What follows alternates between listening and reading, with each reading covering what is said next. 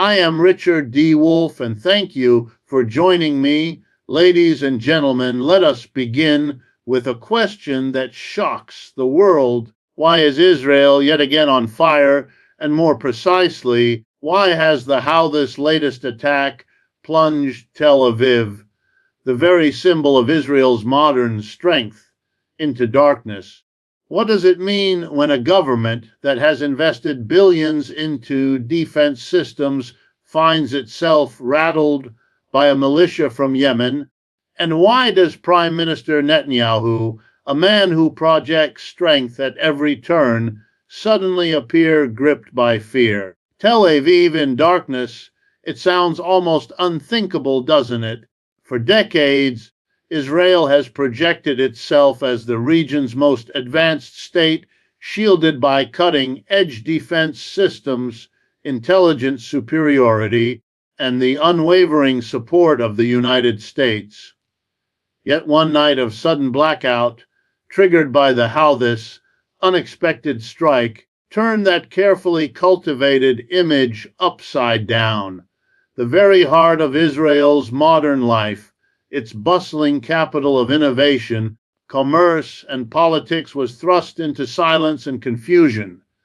Imagine the scene: sirens wailing, streets lit only by the flickering glow of cell phones, citizens rushing to shelters, and leaders scrambling to explain how a small, underestimated militia from Yemen could reach so deep into Israel's core. That picture alone tells us more about the changing balance of power in the Middle East than years of official speeches. The blackout is not just a technical failure, it is a strategic message. The Houthis, often portrayed as little more than rebels clinging to outdated weapons, managed to pierce through Israel's security narrative. They transformed Tel Aviv's skyline into a symbol of vulnerability for a population accustomed to the belief that Iron Dome and high-tech defense make them untouchable. This moment of darkness carried psychological weight far heavier than the physical damage itself. It exposed the limits of even the most expensive military technologies, and that exposure, that sudden flicker of doubt, is more powerful than any missile. Let's ask the uncomfortable question: if Tel Aviv, the showcase of Israeli strength, can be shut down in a single night, what does that say about the broader security framework? What message does it send to Hezbollah in Lebanon, to Hamas in Gaza, to Iran watching closely, and even to skeptical voices within Israel itself? The blackout is not just about lights going out. It is about power being questioned, authority being shaken, and confidence being eroded. Netanyahu knows this all too well. His government has survived on the narrative that Israel is an impenetrable fortress backed by Washington and superior in every domain. But the images of a darkened Tel Aviv puncture that illusion. They remind both Israelis and the world that the balance of power is shifting, that small groups with determination and regional backing can challenge a state once thought invincible. That is the hook here. The world is beginning to see that size, wealth, and weaponry no longer guarantees safety. And think about the psychological echo. When ordinary Israelis sit in their homes, scrolling through their phones in the dark, they are not only thinking about the Houthis. They are wondering, if Yemen's rebels can do this, what might Hezbollah accomplish with greater resources? What could Iran do if it ever decided to escalate? This creeping fear begins to eat away at the public's faith in leadership. It creates pressure on a government already weakened by internal divisions, corruption allegations, and economic uncertainty. At the same time, the blackout travels beyond Israel's borders.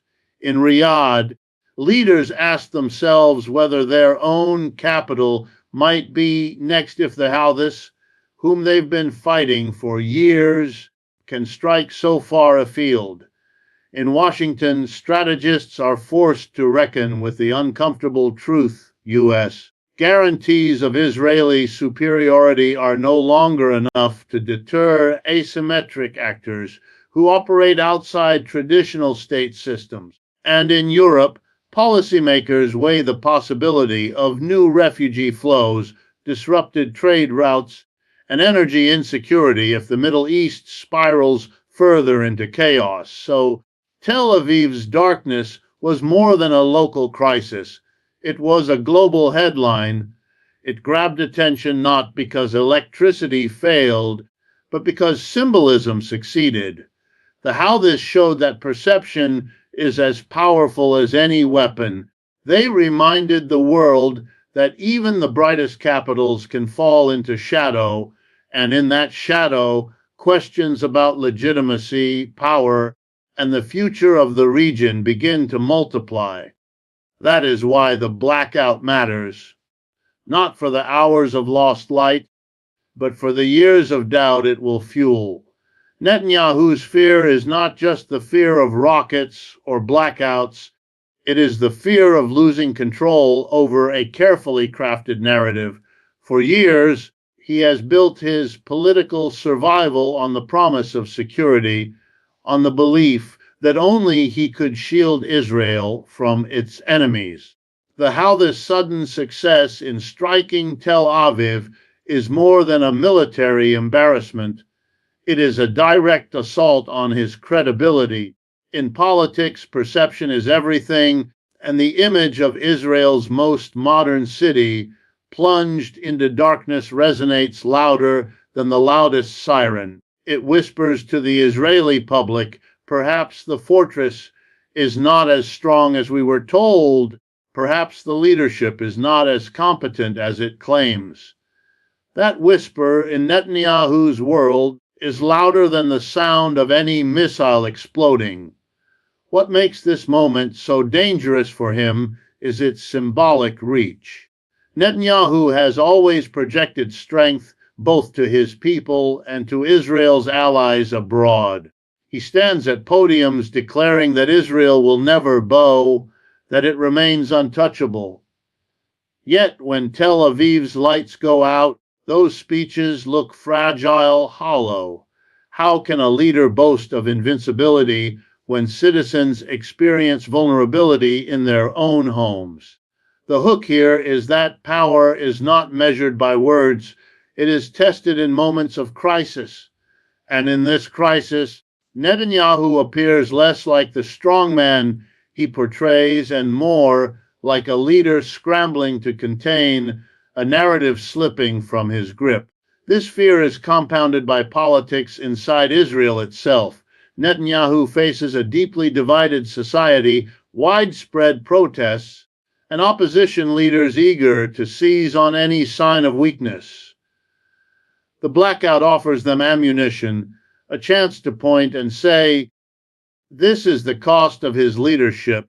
This is the result of his endless confrontations. His political opponents need no more than a single image of Tel Aviv in darkness to stir doubt in the public's mind. Fear in this context is not abstract, it is personal, immediate, and political. Beyond Israel's borders, Netanyahu also fears the ripple effect on alliances. For decades, his strength rested on the certainty that the United States would always guarantee Israel's supremacy in the region. But Washington is distracted, stretched thin by global challenges from Ukraine to the Pacific. The blackout makes allies quietly question whether the U.S.-Israel security framework can still deliver what it promises. If militias can humiliate Israel despite American backing, what does that say about the durability of U.S. power? Netanyahu understands that this perception weakens him internationally, that it diminishes his bargaining power in both open diplomacy and behind the scenes negotiations. And there is another layer, fear of embodiment. If the Houthis can strike so effectively, then Hezbollah, Hamas, and Iran may see opportunity. Netanyahu dreads a scenario where the blackout becomes a green light for others to test Israel's defenses, to launch their own attacks, to push the limits of escalation. He knows that Israel cannot fight everyone at once, and the more cracks appear in the image of Israeli dominance, the more likely it is that adversaries will unite to exploit them. That is why the fear cuts so deeply, not because of one militia, but because of the possibility that many others will follow. The psychological toll on citizens cannot be ignored either. When people lose confidence in leadership, when they begin to doubt promises of protection, social stability erodes. Netanyahu is aware of this, and it terrifies him. Fear spreads faster than fire. Once citizens begin to question whether their government can keep them safe, protests intensify, opposition grows bolder, and the leader himself becomes isolated. The blackout was a momentary event, but its political aftershocks could last months, even years. Netanyahu's fear then is layered: fear of losing face, fear of losing power, fear of losing allies, and fear of losing the narrative that has kept him in office through crisis past. In the darkness of Tel Aviv, it wasn't only electricity that went out, it was the illusion of invincibility. And Netanyahu knows better than anyone that once illusions are shattered, they are nearly impossible to rebuild. The regional ripple effect of the Houthis strike on Tel Aviv is where the story truly grows beyond Israel's borders. What happens in the Middle East never stays contained within one nation. It spreads like ripples in a pond after a stone is thrown. The blackout in Tel Aviv was not just a technical crisis, it was a signal that reverberated through Beirut, Tehran, Riyadh, Cairo, and Washington. Every capital read it as a message: Israel, the country long seen as militarily untouchable, is not as shielded as it once seemed. That single moment of darkness opened the door for others to reconsider their strategies, their risks, and their opportunities. For Hezbollah in Lebanon, the images of a darkened Tel Aviv are a tantalizing reminder that their own arsenal could have even greater impact. Hezbollah has long been portrayed as the most formidable non-state actor in the region, with a stockpile of missiles far exceeding the Houthis. If the Yemeni militia could pierce Israel's defenses, Hezbollah can only imagine what their firepower might achieve in the event of a confrontation. The blackout becomes an invitation, a hook drawing their attention to vulnerabilities they may one day exploit. In the psychological battlefield of the Middle East, perception often matters more than firepower, and perception now tells Hezbollah that Israel's defenses are not impenetrable. For Hamas in Gaza, too, the event offers validation. The group has endured devastating bombardments. Yet its strategy has always rested on the idea that asymmetric resistance and can wear down a much stronger adversary. Watching Tel Aviv's lights vanish, Hamas sees proof that smaller, determined forces can disrupt Israel's confidence and shake its citizens' sense of security. The blackout fuels their resolve and strengthens their narrative to supporters' resistance, no matter how outmatched, is not futile. That sense of empowerment spreads quickly, inspiring fighters and supporters alike. Meanwhile, in Tehran, leaders interpret the event with a broader strategic lens. Iran has invested in supporting groups like the Houthis, Hezbollah, and Hamas precisely to stretch Israel's defenses thin. The blackout is a demonstration of return on investment. Iranian officials can point to the attack as proof that their regional network of allies and proxies is capable of destabilizing Israel in ways that conventional wars never achieved. The strike gives Tehran leverage, a way of reminding both Israel and the United States that Iran's reach is not limited by geography. Netanyahu's fear, in this sense, is mirrored by Washington's unease because every ripple from Tel Aviv eventually reaches the White House Situation Room. Riyadh, too, cannot ignore the implications. The Houthis have been the kingdom's sworn enemy for nearly a decade, engaged in a brutal war that has drained Saudi resources and reputation. For Saudi leaders, the realization that the same group could strike deep into Israel is both terrifying and humiliating. It means their own capital, their oil fields, their critical infrastructure are also within reach. The blackout in Tel Aviv thus becomes a cautionary tale, a warning to the Saudis that no amount of money poured into Western weapons can fully guarantee safety. It destabilizes their confidence just as surely as it rattled Netanyahu's Europe watches nervously as well. The Middle East has always been a fragile link in Europe's chain of stability, from energy supplies to migration routes. A new escalation sparked by the Houthis could mean disrupted oil shipments, surging energy prices, and new waves of displaced people seeking refuge. The blackout in Tel Aviv, seen on European screens, is not just news, it is a forecast of possible crisis to come. The ripple is not merely regional, it threatens to become global. And then there is Washington. The United States has long sold its dominance in the Middle East on the promise of keeping Israel secure, of maintaining stability in a volatile region. But the strike undermines that narrative. When Tel Aviv falls into darkness, so too does the idea that American power is limitless.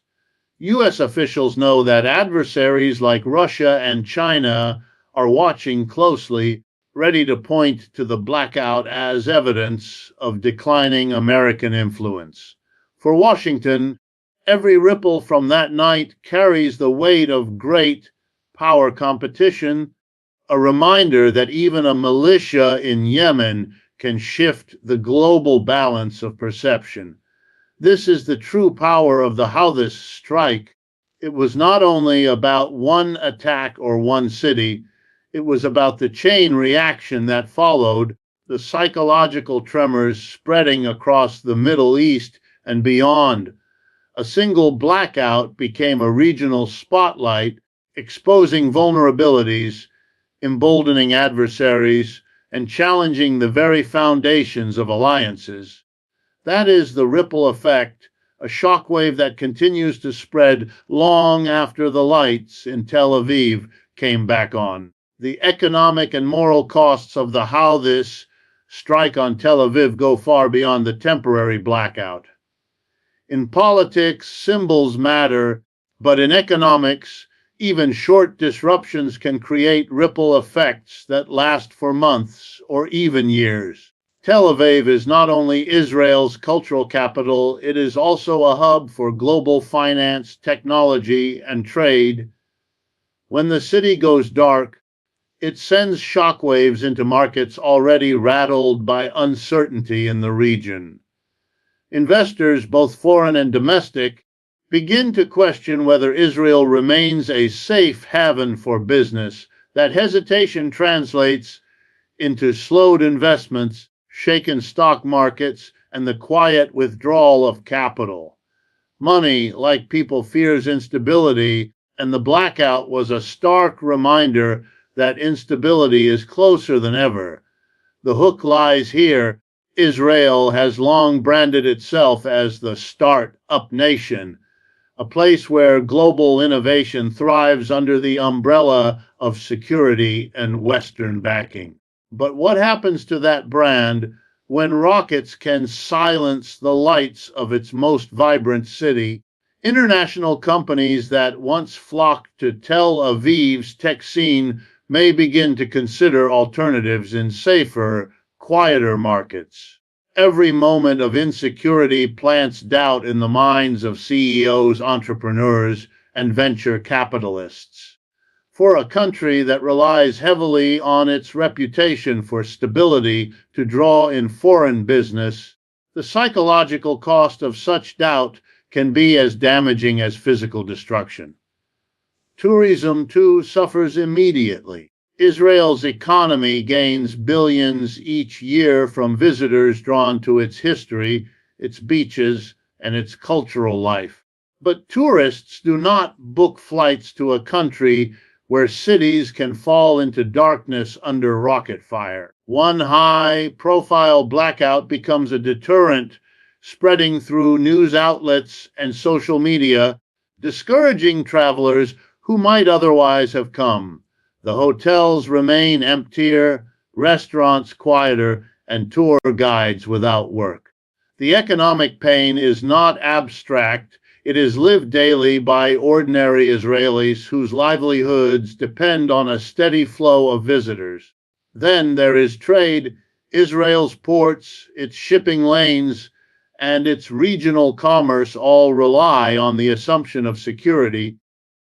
When militias from Yemen demonstrate the ability to reach into Israel, shipping companies reconsider their routes, insurance rates skyrocket, and the cost of moving goods climbs higher. Global markets take notice, particularly those in Europe and Asia that rely on stable Middle Eastern trade. The blackout in Tel Aviv becomes a signal that regional instability is not only political, it is financial, it is logistical, it is structural. But beyond the economic fallout lies the moral cost, and this is perhaps the most devastating of all. Every strike, every blackout reminds the world that behind the headlines are human lives disrupted, children huddled in shelters, families torn between fear and anger. In Tel Aviv, citizens felt firsthand the fragility of the security they had been promised. For Palestinians in Gaza who live with blackouts and bombardments as routine, the event highlights the double standard in global attention. And for Yemenis enduring years of war and blockade, the strike is framed not only as retaliation, but as symbolic justice. The moral dimension here cuts in many directions, fueling narratives of victimhood, resistance, and injustice that shape public opinion across the region. Netanyahu's government, already criticized for corruption and authoritarian tendencies, faces mounting pressure as citizens ask why so much money is poured into defense when it fails to prevent such humiliations. That moral question transforms into a political one. If billions cannot buy safety, what can? The blackout thus erodes not only trust in security systems, but trust in leadership itself.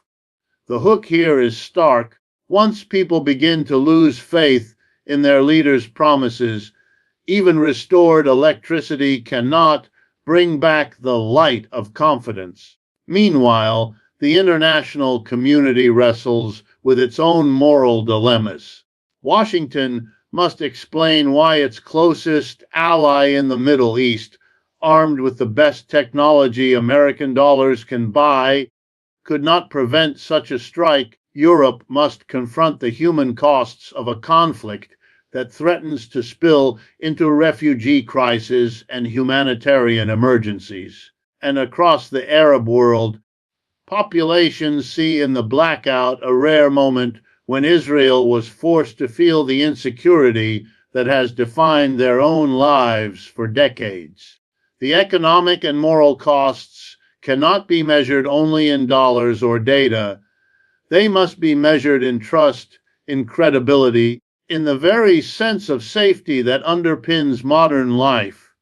When Tel Aviv went dark, it was not just an electrical grid that failed, it was the economic confidence of a nation, the moral standing of its leadership, and the fragile balance of a region already on edge. And those costs will not be easily reversed, no matter how quickly the lights were turned back on. So Israel is on fire again, but the flames are not just material.